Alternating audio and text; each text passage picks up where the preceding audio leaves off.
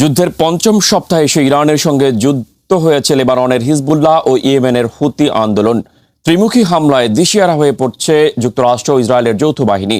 এমন পরিস্থিতিতে ফাঁস হয়েছে চাঞ্চল্যকর তথ্য। এবার ইরানকে দমাতে পারমাণবিক অস্ত্র ব্যবহারের আশঙ্কায় সম্ভাব্য পরিস্থিতির জন্য প্রস্তুতি নিচ্ছে জাতিসংঘ। বিস্তারিত জানাচ্ছেন তৌফিকুল আশিক। ইরানকে নতুন করে হুমকি দিয়েছেন মার্কিন প্রেসিডেন্ট ডোনাল্ড ট্রাম্প। হুঁশিয়ারি দিয়ে তিনি বলেন, ইরানের খার্ক দ্বীপ এবং তেল বিদ্যুৎ ও জ্বালানি স্থাপনায় হামলা চালানো হবে। হরমুজ প্রণালী দ্রুত খুলে না দিলে এ ধরনের পদক্ষেপ নেওয়া হবে। ট্রাম্পের এমন হুমকির পরেই ইরান যুদ্ধ নিয়ে জাতিসংঘের গোপন তথ্য ফাঁস করেছে সংস্থাটির এক কর্মকর্তা। জাতিসংঘে প্যাট্রিয়টিক ভিশন অর্গানাইজেশনের স্থায়ী প্রতিনিধি মোহাম্মদ সাফা দাবি করেছেন, ইরানের বিরুদ্ধে পারমাণবিক অস্ত্র ব্যবহারের সম্ভাব্য পরিস্থিতির জন্য প্রস্তুতি নিচ্ছে জাতিসংঘ। মোহাম্মদ সাফা জাতিসংঘের প্যাট্রিয়টিক ভিশন অর্গানাইজেশন পিভি এর নির্বাহী পরিচালক হিসেবে 2013 সাল থেকে দায়িত্ব পালন করেছেন।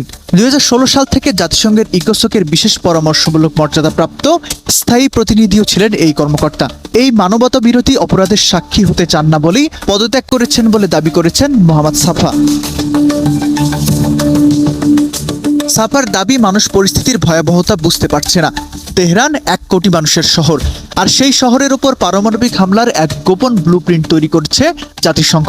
তিনি আরও জানান, জাতিসংঘের শীর্ষ কর্মকর্তারা একটি শক্তিশালী লবির স্বার্থ রক্ষায় গাজায় গণহত্যা এবং লেবাননে জাতিগত নির্মূলের মতো ঘটনাগুলোকে আড়াল করছেন। তার মতে, ইরানের বিরুদ্ধে যুদ্ধ আন্তর্জাতিক আইনের চরম লঙ্ঘন হওয়া সত্ত্বেও জাতিসংঘ নীরব।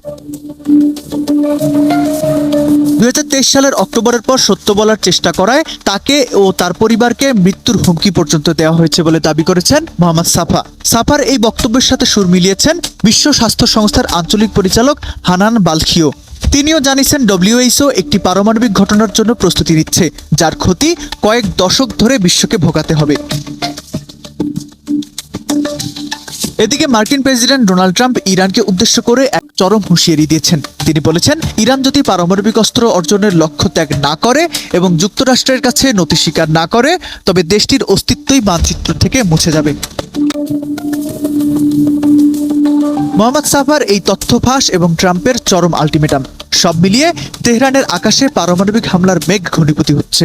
এই সম্ভাব্য পরিস্থিতি মোকাবেলায় জনগণকে রাস্তায় নামার আহ্বান জানিয়েছেন জাতিসংঘের কর্মকর্তা সাফা। তার মতে, কেবল সাধারণ মানুষই এই ধ্বংসযজ্ঞ রুখতে পারে। Taufiqul Ashiq, ATN news.